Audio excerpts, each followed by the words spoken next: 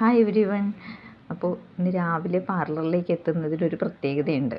ഇന്നത്തെ ദിവസത്തിനൊരു പ്രത്യേകതയുണ്ട്. ഇന്ന് ഞാൻ ജനിച്ച ദിവസമാണ്. അപ്പോൾ പിള്ളേർ പാർലറിലൊരു കേക്കൊക്കെ അറേഞ്ച് ചെയ്തിരുന്നു. അപ്പോൾ രാവിലെ അതൊന്ന് വന്ന് കട്ട് ചെയ്യണമായിരുന്നു.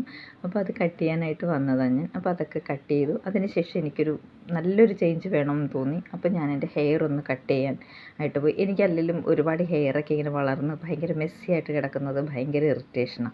എനിക്കതൊക്കെ വൃത്തിയായിട്ടൊന്ന് വെട്ടി ഒതുക്കി വെക്കുന്നതാണ് എനിക്കിഷ്ടം. പേഴ്സണലി ഞാൻ അങ്ങനെ ഉള്ള ആളാണ്. അപ്പോൾ കുറേ ആയി, ഇപ്പോൾ 2-3 വർഷമായിട്ട് എനിക്കതൊന്ന് കട്ട് ചെയ്യാൻ പറ്റിയില്ല. പിന്നെ അതിന് ശേഷം 1-2 ഫോട്ടോസൊക്കെ എടുത്തു.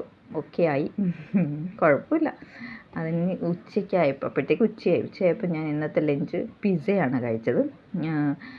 കൊള്ളാം, പിസ്സ സൂപ്പറായിരുന്നു. പക്ഷേ ഡെലിവറി ഭയങ്കര അവരുടെ ഡിലേ ആയിരുന്നു. അവർ തരാൻ കുറച്ച് താമസിച്ചു. പിന്നെ അവർ തന്നെ വന്നത് കട്ട് ചെയ്തു. കാരണം എന്തോ ഭയങ്കര മെസ്സി ആയിട്ടാണ് അന്ന് അവരവിടെ മൊത്തത്തിലൊരു അറേഞ്ച്മെൻറ്റ്സ് ഓർഡർ ചെയ്തത് കുറേ കൊണ്ടുവന്ന് ഡെലിവറി മറന്നു പോകുമോ എന്തൊക്കെയോ ചെയ്തു.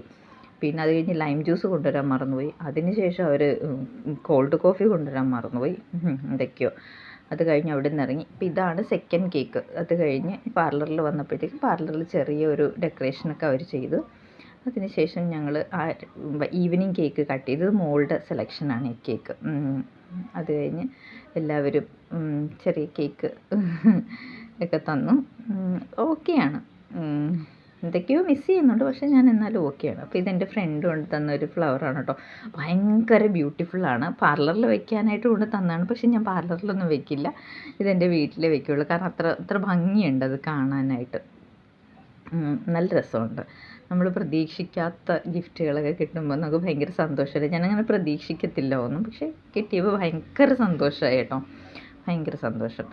അപ്പോൾ അത്രയൊക്കെ ഉള്ളൂ. പിന്നെ എല്ലാവരും കൂടി ഇരുന്ന് കുറച്ച് നേരം കാര്യമൊക്കെ പറഞ്ഞു. അതോടുകൂടി ഇന്നത്തെ പരിപാടി അവസാനിച്ചു. See U.